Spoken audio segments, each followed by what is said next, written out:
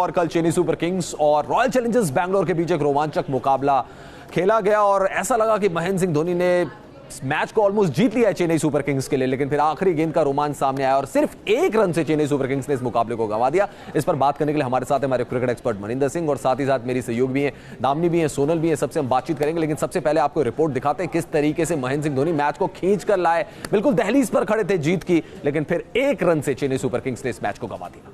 Maninder sir, क्या match में कल दो बातें साबित हुई? एक तो ये कि महेंद्र सिंह धोनी अभी भी बेस्ट फिनिशर हैं मैच के, और जब तक महेंद्र सिंह धोनी क्रीज पर खड़े हैं तब तक गेंदबाज राहत की सांस नहीं ले सकता है, कप्तान राहत की सांस नहीं ले सकता है, क्योंकि अगर धोनी है तो कुछ भी मुमकिन है। देखिए, इस बात का तो एहसास उन्होंने करा दिया, क्योंकि एक मैच इससे पिछला मैच वो खेले नहीं थे चेन्नई के लिए, और चेन्नई की बैटिंग लाइनअप का क्या हाल हुआ था, कल भी कुछ वैसे ही हाल हो गया था। लेकिन जिस तरह से उन्होंने संभाला, और सबसे बढ़िया बात यह है कि खुद तो खेलते हैं, सामने वाले बैट्समैन से भी पार्टनरशिप्स कर लेते हैं, जो कि बहुत इंपॉर्टेंट हो जाता है।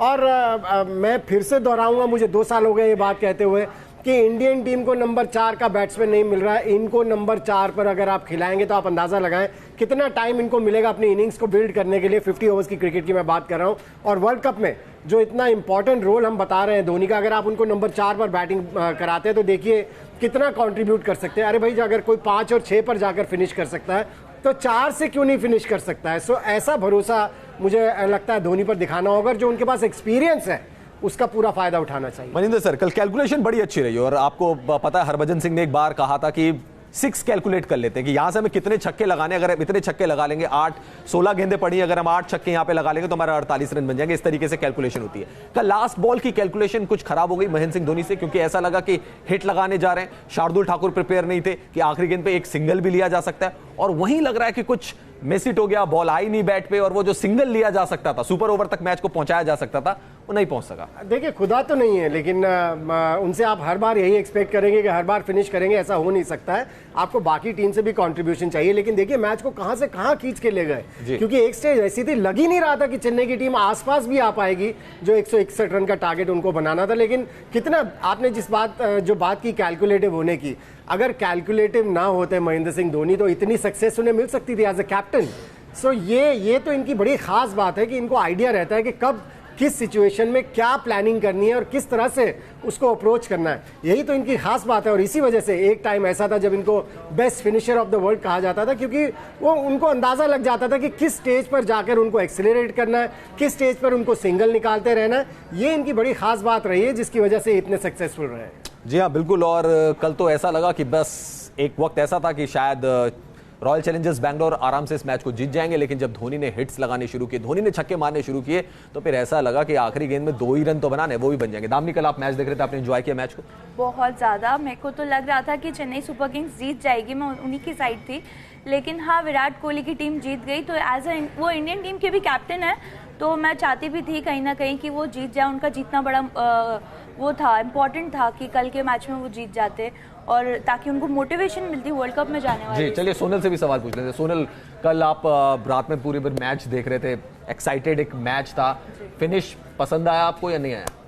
बिल्कुल रवीश, कल एक्चुअली एकदम सांसें थम गई थी, ऐसा लग रहा मैं इसलिए कह रहा हूँ ना, क्योंकि आप विराट के भी फैन हो जाते हैं कई बार धोनी के भी फैन। हाँ, कि कल एकदम ऐसा स्टेज आ गया था कि आरसीबी जीत जाएगी नहीं, सीएसके जीत जाएगी नहीं, आरसीबी एकदम बहुत डाइसी लग रहा था, but at the end RCB match जीत के। बट मेरे हिसाब से ना Dhoni is the winner, because उन्होंने जो लास्ट में मैच खींचा है, धोनी की परफॉर्मेंस को तो सलाम करना पड़ेगा। वो समथिंग, वो ऐसा वैसी परफॉर्मेंस थी जो एक्चुअली देखने लायक थी, मेमोरेबल थी। वर्ल्ड कप तो वो मेमोरेबल बनाएंगे, बट मेरे हिसाब से उन्होंने आईपीएल भी। चलिए, ये भी एक ट्रीट है कि आप महेंद्र सिंह धोनी की बल्लेबाजी देखते हैं, इतने करीब वो मैच लेके जाते हैं, और उसके बाद बेशक जीत ना सके, लेकिन कह सकते हैं कि दिल तो महेंद्र सिंह धोनी ने ही जीता। अच्छी बात यह भी कि चलिए विराट कोहली को भी एक जीत मिल गई। हम बात करें दिल्ली कैपिटल्स और राजस्थान रॉयल्स के मुकाबले की, जो कि आज जिसकी जंग होने वाली है, और मेरे साथ मेरी सहयोगी दामनी भी है, सोनल भी, इनसे पूछ लेते हैं कि आज ये किस टीम को सपोर्ट करें। दामनी, आप किस टीम के साथ जाओगे? मैं राजस्थान रॉयल्स को सपोर्ट करूंगी आज, क्योंकि उनके पास ओवरसीज प्लेयर अच्छे हैं, और पहले अगर हम पिछले रिकॉर्ड में जाएं तो राजस्थान रॉयल्स और दिल्ली कैपिटल्स में राजस्थान रॉयल्स का रिकॉर्ड अच्छा है उन दोनों के मैचेस का। तो मैं राजस्थान रॉयल्स। आपका क्या टेक है?